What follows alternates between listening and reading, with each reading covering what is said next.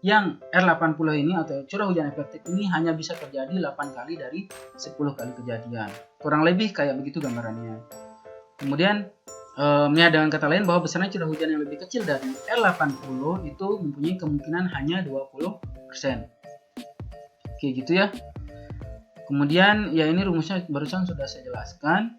Nah, untuk terkait ke jenis tanaman, ke curah hujan efektif itu terkait ke jenis tanaman dari masing-masing tanaman yang akan ditanam pada area irigasi. Maksudnya adalah nilai curah hujan efektif dari masing-masing jenis tanaman mempunyai persamaan yang berbeda. Yang berbeda apa? Yang membedakan adalah nanti pengalinya. Pengalinya itu maksudnya adalah persentase terpenuhi kejadian dari curah hujan efektif kalau di padi atau di palawija. Nih, penjelasannya adalah curah hujan efektif untuk padi adalah 70% dari curah hujan tengah bulan yang terlampaui 80% dari waktu periode tersebut. Maksudnya adalah kemungkinan terjadinya 70% dari hujan atau R80 yang terjadi pada periode tersebut. Itu maksudnya kenapa padi itu dinotasikan dengan angka pengali 70%. Sedangkan untuk palawija itu terpenuhinya nilai R80 itu adalah sebesar 50%. Nah ini pernyataan ini sudah dikemukakan atau disepakati pada USDA SCS pada tahun 1966. Nah untuk padi jadi persamaannya adalah nilai R80 dikali 70% atau 0,7 dibagi dengan periode pengamatannya. Nah, periode pengamatan ini maksudnya adalah apakah periode itu menggunakan setengah bulanan atau 10 harian. Jadi misalkan kalau dapat curah hujan efektif pada suatu periode tertentu sebesar misalkan 15, maka untuk jenis tanaman padi R80-nya adalah 15 dikali 0,7. Nah, dan pada areal irigasi itu menggunakan periode pengamatan setengah bulanan misalkan, berarti tadi angka 15 dikali 0,7 dibagi dengan 15. Nah, untuk palawija dikali 0,5 dan seterusnya. Nah, ini tahapan perhitungan curah hujannya. Yang pertama teman-teman harus lakukan adalah kumpulkan data hujan harian yang sebaiknya sudah direkap menjadi setengah bulanan atau 10 harian. Itu yang panjang datanya minimal 10 tahun. Maksudnya di sini adalah minimal 10 tahun itu misalkan dari tahun 2001 sampai tahun 2010 gitu. Itu disesuaikan dengan kebutuhan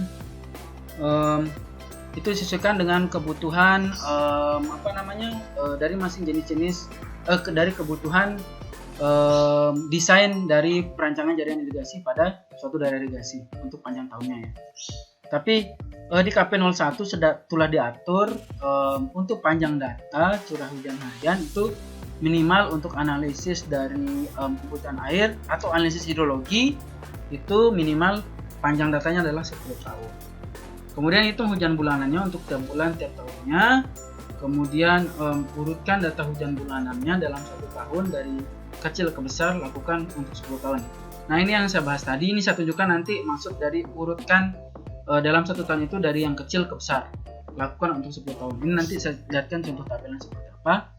Lalu hitung urutan R80%. Ini maksudnya setelah teman-teman mengurutkan tadi, saya tampilkan saja langsung tabelnya ya. Oke, sebentar ya. Kayaknya saya perlu jelaskan ini dulu deh. Nah kemudian hitung urutan R80% nya itu dengan memasukkan ke dalam rumus yang tadi. Rumus yang ini M per N plus 1, di mana M ini merupakan ranking curah hujannya, lalu N ini merupakan jumlah datanya. Kita masukkan ke dalam rumus M yang sama dengan R80 dikali N plus 1. Nah, karena rumus R80 adalah tadi N dikali N plus 1, maka R80 adalah N per M plus 1, maka kalau divisualisasikan dengan jumlah data 10 tahun, maka didapatkan ranking 80% itu pada urutan ketiga. Nah, jadinya nanti adalah diambil nilai data curah hujan setelah diurutkan dari kecil ke besar pada ranking ketiga, itu yang merupakan R80% yang dimaksud tadi pada teori di slide sebelumnya, pada teori yang ini. Jadi R80 itu R80 itu rumusnya tadi Mn+1, di mana M itu merupakan jumlah datanya, kemudian N-nya adalah banyaknya 5 ditambah 1.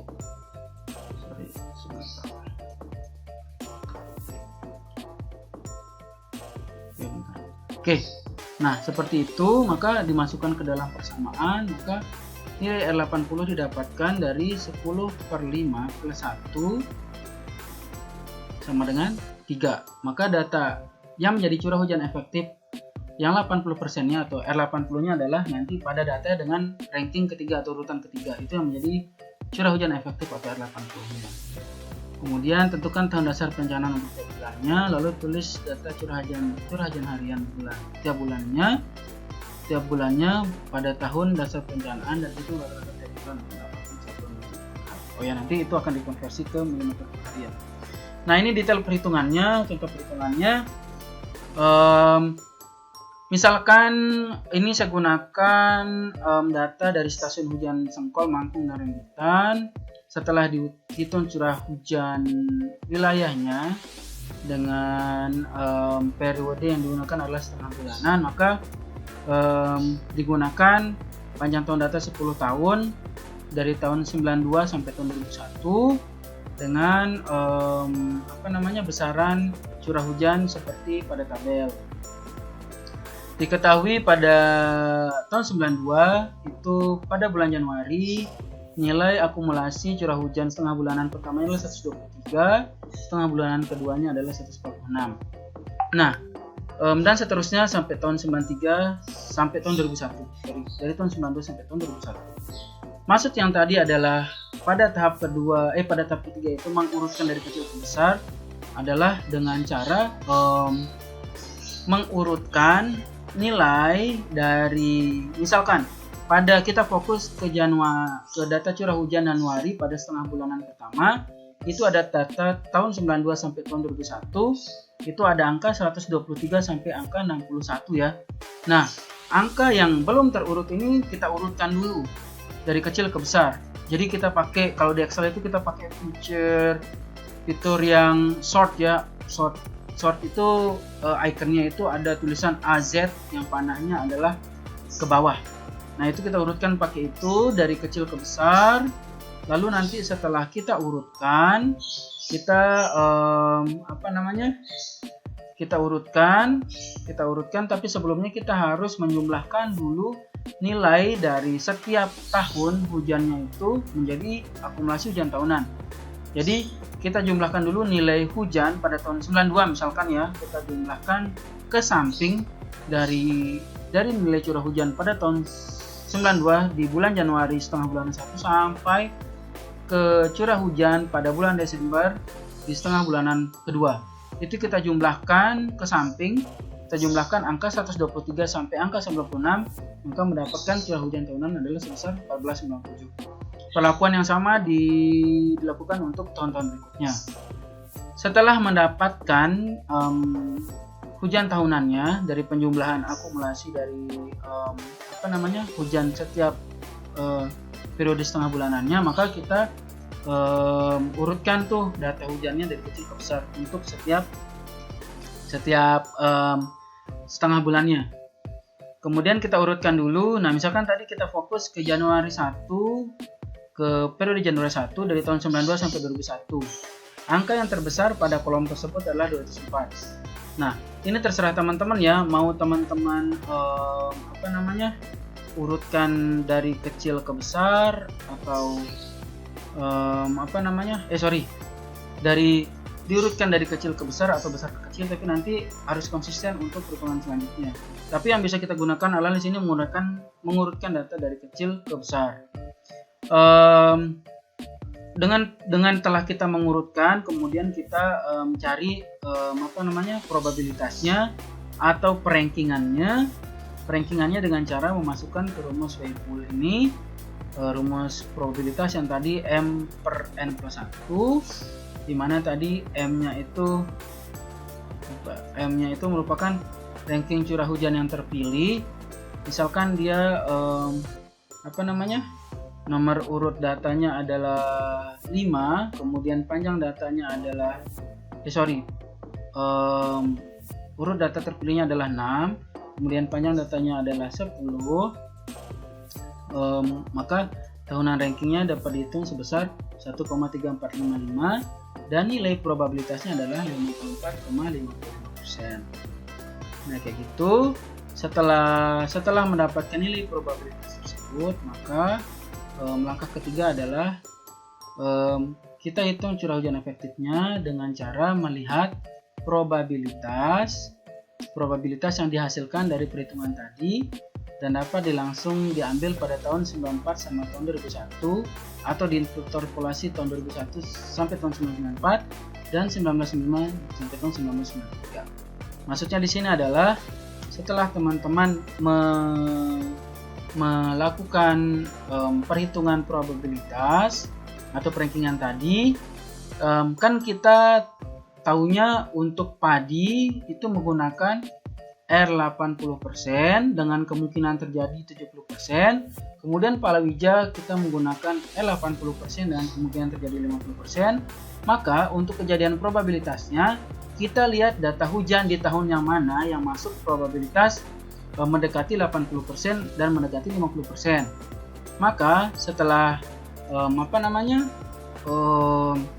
mengetahui probabilitasnya, didapatkan probabilitas untuk tahun yang telah diurutkan. Untuk tahun yang diurutkan didapatkan probabilitas yang mendekati 80% pada tahun 2001. Itu merupakan curah hujan efektif yang diterapkan pada jenis tanaman padi. Kemudian yang diterapkan pada jenis tanaman palawija itu didapatkan pada tahun 1995 karena nilai probabilitas yang telah dihitung itu mendekati 50%. Kurang lebih seperti itu. Kemudian setelah mendapatkan nilai R80 kemungkinan terjadi 50% dan R80 kemungkinan terjadi 70%, maka dikali dengan nilai 0,7 gitu ya. Maka dan yang palawija dikali dengan 0,5 dan dibagi dengan nilai periode yang dipakai gitu ya. Apakah setengah bulanan atau 10 harian. Nah, ini hasil perhitungannya. Kemudian teman-teman masukin ke tabel. Akhirnya nanti kita bisa dapatkan nilai hujan efektif untuk padi dan curah hujan efektif untuk palawija. Nah, ini yang terakhir adalah efisiensi irigasi. Efisiensi irigasi ini seperti yang saya jelaskan di awal tadi, itu dibedakan atas tipe salurannya. Kalau saluran tersier itu 80%, saluran sekunder 90%, saluran primer 90%. Ini efisiensi irigasi yang disyaratkan pada KP 013. Nah, jadi untuk efisiensi irigasi totalnya, maka kita kalikan semua nilai efisiensi dari masing-masing saluran, maka kita dapatkan nilai efisiensi irigasi total yang digunakan adalah 65%. Maka nanti untuk mencari debit kebutuhan air keseluruhan dari total daerah irigasi yang ada, maka rumusnya adalah Q sama dengan netto field requirement dibagi efisiensi saluran irigasinya. Itu ya. Kemudian, nah ini ringkasan langkah-langkah perhitungan kebutuhan airnya. Teman-teman bisa baca. Saya ringkasnya sudah saya buatkan. Kemudian setelah itu kita menuju ke ini contoh perhitungannya. Sebentar kita lihat yang ini. Terakhir ini ya, mungkin bahasannya nanti teman-teman bisa lihat lagi contoh-contoh perhitungan yang lain, atau kita langsung ke ketersediaan air dulu. Ini udah lewat jam 11.40 soalnya. Nah, untuk ketersediaan air itu lebih mudah dan lebih ringkas perhitungan daripada kebutuhan air. Nah, tapi sebelum itu kita harus tahu dulu prinsip neraca air. Neraca air ini merupakan keseimbangan air di mana itu merupakan perbandingan dari kebutuhan air dan ketersediaan air. Dari neraca air ini kita bisa tahu apakah suatu daerah irigasi itu bisa terpenuhi kebutuhan airnya atau tidak. Kemudian untuk ketersediaan air, maka kita menerapkan prinsip perhitungan debit andalan ya teman-teman. Nah, debit andalan ini merupakan debit yang tersedia guna untuk keperluan tertentu sepanjang tahun dengan risiko kegagalan yang telah diperhitungkan. Pemilihan metode pendekatannya disesuaikan dengan pertimbangan data yang tersedia, kemudian jenis kepentingan dan pengalaman historiknya. Gambaran ringkasnya adalah debit andalan ini sama seperti curah hujan efektif tadi.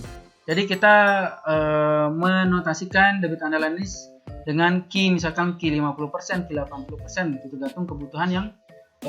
tergantung kebutuhan yang diperlukan. Misalkan untuk kebutuhan ketersediaan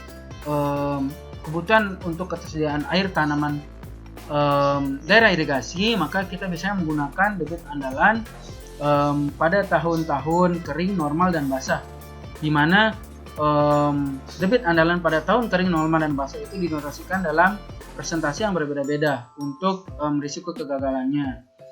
Nah, untuk tahun-tahun kering itu dinotasikan dengan Q 80%. Kemudian untuk tahun sedang itu 50% dan tahun basah itu 20%.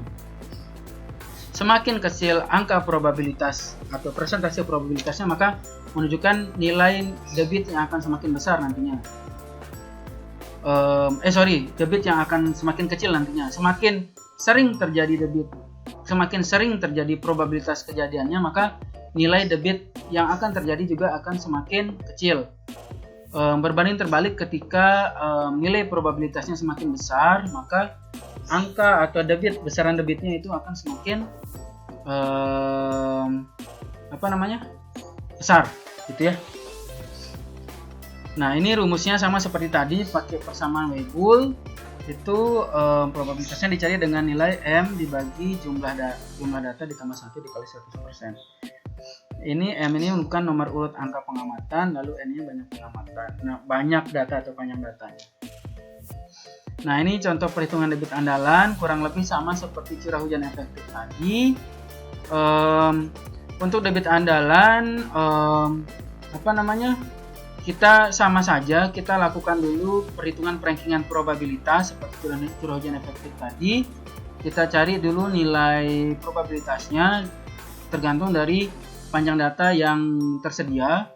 Kalau tadi curah hujan efektif itu 10 tahun, kalau misalkan pada kasus di slide ini adalah untuk debit andalan ada 8 tahun, maka kita cari probabilitas sesuai dengan panjang data yang ada, yaitu 8 tahun.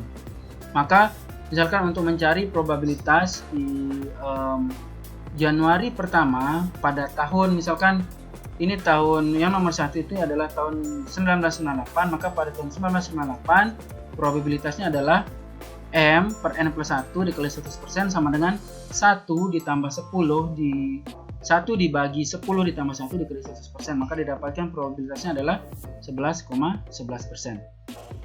Nah, itu terus dilakukan sampai ke bulan-bulan selanjutnya. Kemudian tabelnya direkap dalam bentuk seperti ini untuk memudahkan nanti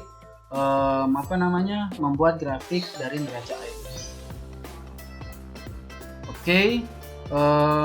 Untuk bahasan dari tabel sederhana kebutuhan air nanti ini mungkin saya buatkan di video tutorial ya teman-teman. Tapi kurang lebih untuk memenuhi parameter-parameter hitungan di tabel kebutuhan air ini, teman-teman perlu mengikuti tahap-tahap yang sudah saya jelaskan di depan tadi. Ya, tentu saja harus ada ketersediaan data yang lengkap untuk analisisnya, gitu ya. Oke. Kalau teman-teman penasaran, silahkan coba menggunakan atau mensimulasikan sendiri data yang tersedia. Mungkin teman-teman punya data curah hujan atau data-data yang lengkap. Teman-teman bisa coba hitung evaporasi potensial sampai ke nilai kebutuhan air di sawah. Oke, itu saja mungkin ya. Ini nanti karena saya rekam, saya bagi juga rekamannya kayaknya di YouTube ya. Seharusnya saya pengen ngejelasin ini deh, cuman waktunya itu nggak cukup deh kayaknya. Oke. Cukup sampai di sini dulu ya teman-teman.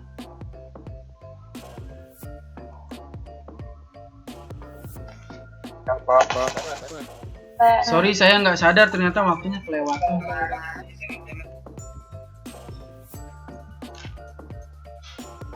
Nggak apa-apa, Pak. Oke. Kalau untuk misalnya ada teman-teman yang dibingungkan, silahkan ditanyakan ya nanti ya. Saya yakin teman-teman pasti bingung dengan penjelasan yang cukup cepat tadi dan menjelopet dan tidak terlalu detail. Nah, teman-teman coba bisa telusuri dulu, dipahami lagi dengan membaca materinya, nanti ditandai mana yang masih dibingungkan, itu kemudian kita bahas lagi. Untuk pertemuan selanjutnya sebelum UTS, insya Allah saya buatkan video tutorial untuk menghitung tabel kebutuhan air yang menjelimet tadi aja gitu. Yang tabel kebutuhan air yang menjelimet tadi itu saya coba nanti buatkan tutorial perhitungannya, asal-usulnya dari mana, biar teman-teman lebih paham. Karena itu intinya tabel yang itu tadi untuk menghitung kebutuhan air. Kalau ketersediaan air tadi cukup gampang, tinggal ngerankingin aja probabilitasnya, kemudian mengurutkan data curah hujannya, udah kelar. Atau mengurutkan data debitnya, udah kelar, sampai situ aja.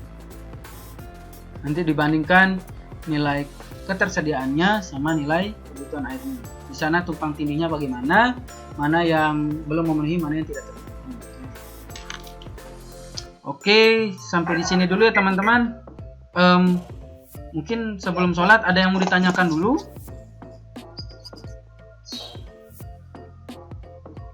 Don? Ya, Pak. Gimana? Ada yang mau ditanyakan? Kalau bisa Pak, ada latihan. Oke. Kalau bisa ada latihan. Yep. Kalau ya untuk latihan teman-teman silahkan tadi untuk perhitungan evapotranspirasi coba dikerjakan latihan soal yang saya minta teman-teman untuk tadi saya bilang screenshot itu ya. Iya Pak. Nah itu coba dikerjakan itu dulu.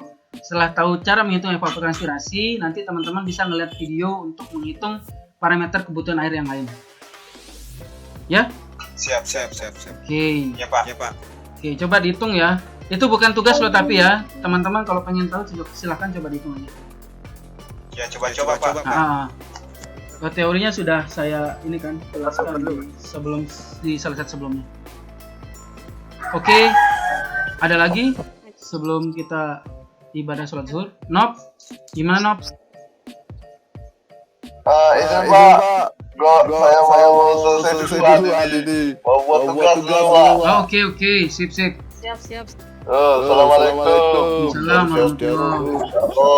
Tur. Gimana Tur?